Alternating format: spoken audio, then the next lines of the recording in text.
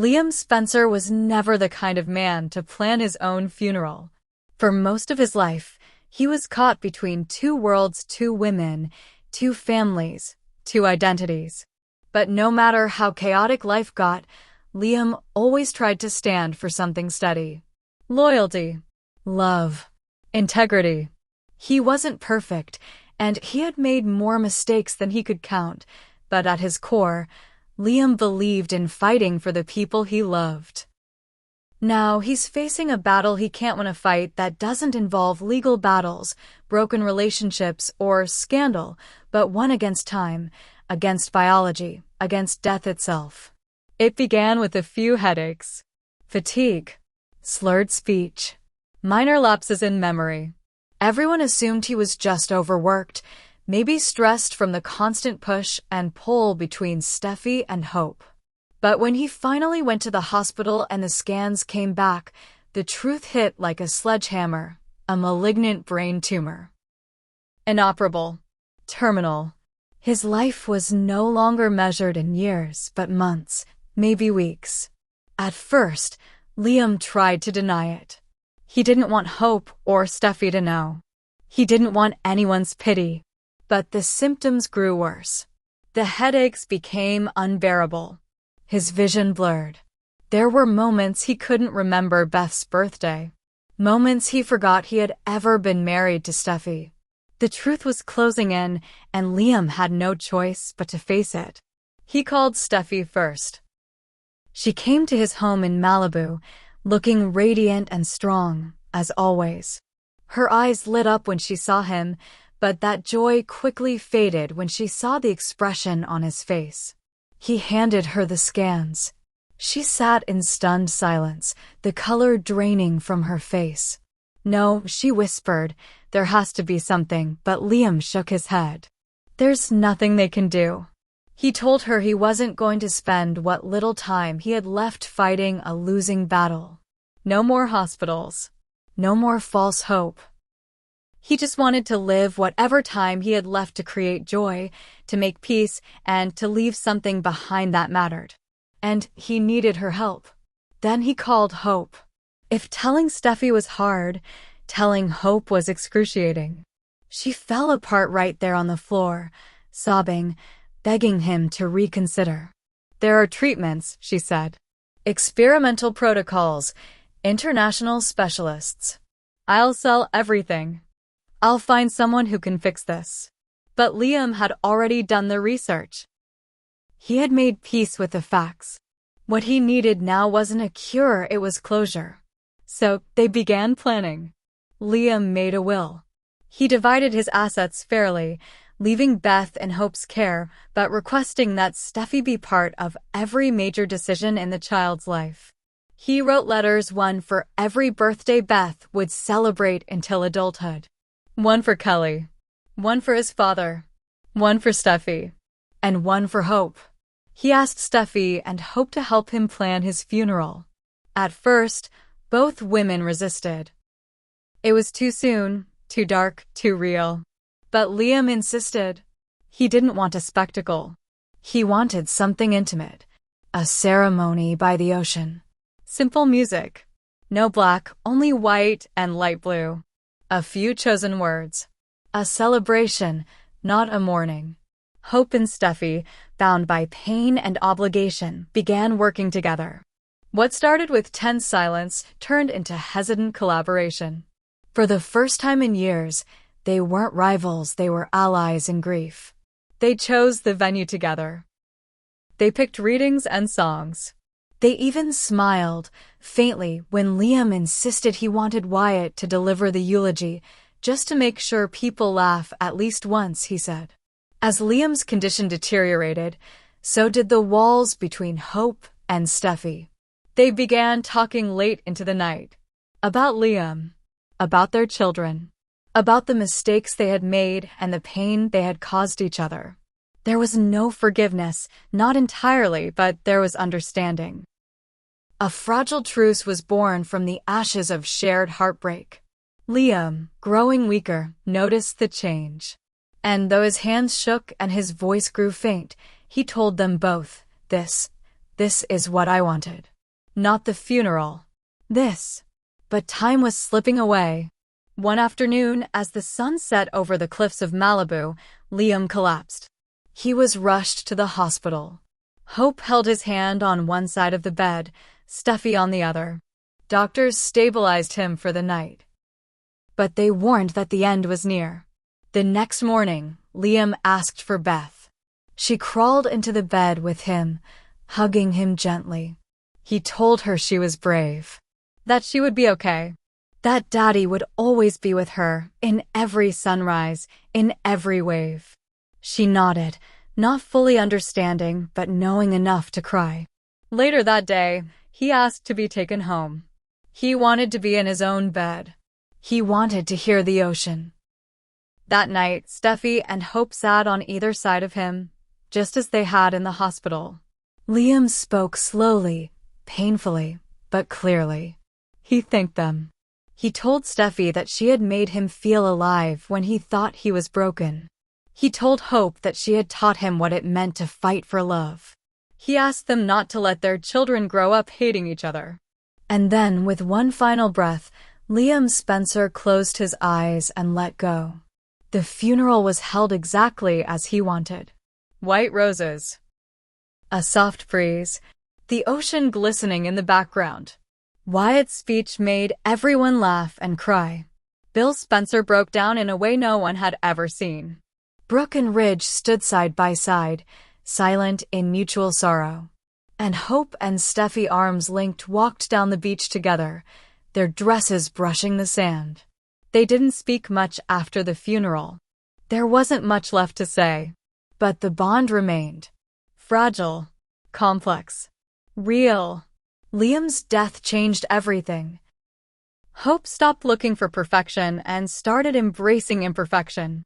She threw herself into her designs, pouring her grief into every stitch. Steffi became more protective of her family, but also more open-hearted, less combative. They would never be best friends. But they were no longer enemies. They were connected by something deeper than rivalry, by a man they both loved and lost. The truce didn't last forever. Life moved on. New complications arose. Old wounds reopened. But for a time brief and beautiful, they were united. For Liam. For the children. For the memory of a man who, in his final days, taught them both what it meant to truly let go and truly live. And though Liam Spencer was gone, he had never been more present. His legacy wasn't just the love he left behind. It was the peace he built in the final days of his life. A peace that neither Hope nor Steffi would ever forget. The week of May 19, 2025, in the bold and the beautiful unfolds like a fuse burning toward an inevitable explosion. What begins with cautious hope quickly unravels into heartbreak, confrontation, and unexpected alliances as new revelations tear open old wounds and test the limits of loyalty, love, and survival. From Grace Buckingham's devastating update to Zen's corporate maneuvering, and from Hope's emotional fallout to a shocking reunion, the week is packed with gut punches, whispered secrets, and explosive drama that will change everything. It begins with Liam Spencer. Everyone knows he's been sick, but only a select few know how bad it really is. Until now. Grace Buckingham delivers news that shatters the fragile optimism surrounding Liam's condition. The tumor has advanced faster than anyone predicted. Despite treatments, despite rest, despite hope, Liam is running out of time. Grace's tone is gentle, but the message is devastating. There's no timeline anymore. It could be days. It could be hours. There's no predicting how quickly his body will fail him. Liam receives the news with quiet devastation. He's already been preparing writing letters, saying his goodbyes, trying to hold on to moments with Beth and Kelly. But now the clock is ticking faster. He must let go of the idea of control. What's coming cannot be postponed. His priority shifts entirely: protect his daughters, unite the people he's leaving behind, and make peace with his past while there's still time to speak. Hope Logan, already barely holding it together, begins to unravel. She wants more time, more treatment, more chances. But reality won't wait. She makes the choice to tell Carter Walton about Liam's condition both as a friend and because Carter deserves to know the context behind her emotional volatility. What she doesn't expect is the resentment Carter holds. He had thought they were building something, and now, after being left in the dark, he feels betrayed.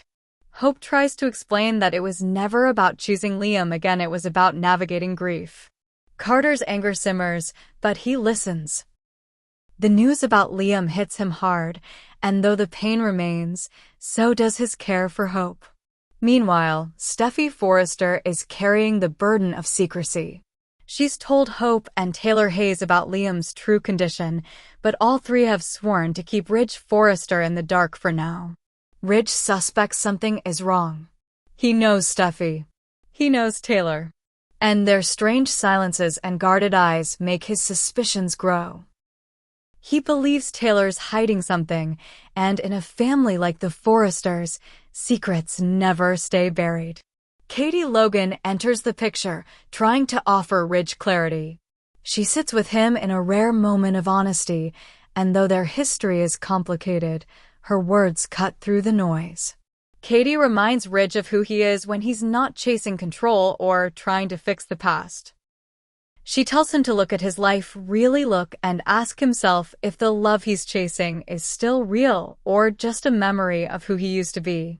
Ridge is left shaken, unable to ignore the truth in her words. At the same time, a parallel storm brews at Forrester Creations. Zend Forrester Dominguez, along with Electra Forrester and Will Spencer, approaches Daphne with a proposal, launch a new line. A fresh vision. Something bold. Something hers. Daphne hesitates. Her creative confidence has been battered in recent months, but Zend believes in her, and his persistence stirs something she hasn't felt in a long time: purpose. She agrees to consider it, but her mind is tangled in something else, someone else. That someone is Carter Walton.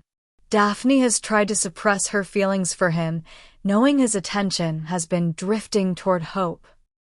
But with Hope emotionally unavailable and Carter dealing with his own grief and confusion, Daphne sees an opening not to manipulate, but to connect. Slowly, she begins to show Carter another way to heal. She offers support without strings, warmth without pressure. By midweek, the emotions boil over at a Forrester fashion event. Tensions flare between Taylor and Brooke Logan. The two women, long locked in a cycle of rivalry over Ridge, begin another war of words. Taylor believes Brooke has been too reckless, too manipulative. Brooke believes Taylor has been too self-righteous, too silent. The argument quickly turns personal.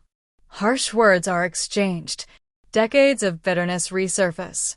And then, something unexpected happens. An emergency call pulls Brooke away from the confrontation. It's not Ridge. It's not Hope. It's Liam. He's collapsed. The news is grim. The final descent has begun. Hope and Steffi rush to his side. There are no doctors this time. No miracle drugs. No last-minute rescues. Just a man, broken and brave, saying goodbye. Brooke, caught in her emotional storm, arrives to find her daughter in pieces and a man she once loved slipping away. Liam's final wishes are honored. Steffi and Hope keep their promise. They sit together, hands intertwined, united in their grief. As Liam fades, he sees the peace he longed for, a family, if only for a moment, no longer at war. The episode ends not with a funeral, not yet, but with stillness. The silence before a storm of sorrow. But even in the quiet, life moves on. By Friday, a surprise reunion shifts the emotional landscape. A couple long separated find their way back. It could be Ridge and Brooke, pulled together by tragedy and old love. It could be Hope and Carter, finding solace in one another again. Or it could be someone unexpected, Daphne and Carter, forging something new out of the ashes of loss. Regardless of who stands together, the message is clear. The bold and the beautiful is not done breaking hearts or healing them. The week of May 19th doesn't just advance the plot. It lays bare the raw truth of being human, loving, losing, and somehow continuing on. Liam Spencer's legacy will echo far beyond his final breath. Every relationship in Los Angeles is shifting. Every silence holds weight. And every choice will have consequences. In this soap opera city of secrets and style, nothing stays buried for long. And next week promises even more reckoning. The storm is just beginning.